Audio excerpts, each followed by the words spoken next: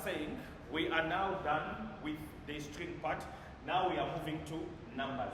So with numbers, we've got different way of you to declare this number variable. You can declare it as an integer. So that's what you're going to put as an int. You can declare it as a double. You can declare it as a float. But obviously there are other more a way of declaring it. We just going to focus on the three. You can also see somewhere people calling it long, and so forth. But in our class, we're only going to focus on this first three. Now, a number declared as an int is a 32-bit number. So 32-bit number.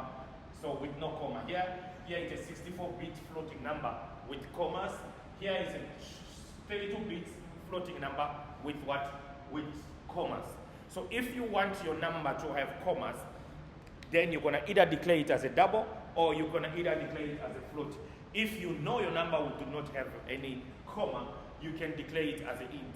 So for example, if I say int x equal to 3.8, meaning what? The computer will only recognize the number before the comma, meaning it's going to say your x is equal to 3.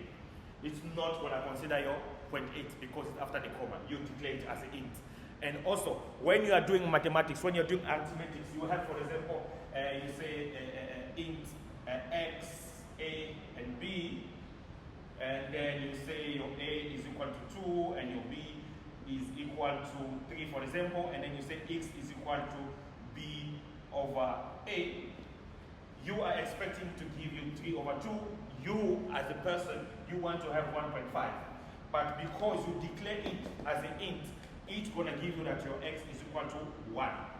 So be very, very careful how you are what? You are declaring your variables when it comes to numbers. Do you want the comma? Don't you want the comma? That will play a bigger what? A bigger role. Same thing when you are doing sum, product, division. Make sure you know, do you want to have a comma? Do you want not to have a comma? If you want to have a comma, just declare the number as what? As a double x, and then it's going to give you what? Your x is equal to 1.5 in this case here. Alright. Now, for example, I say double x is equal to 1.5, and then I say int a is equal to x. This will say what? The computer will tell you that x is equal to 1. It's only going to consider the what? The number before the comma. So be very careful again.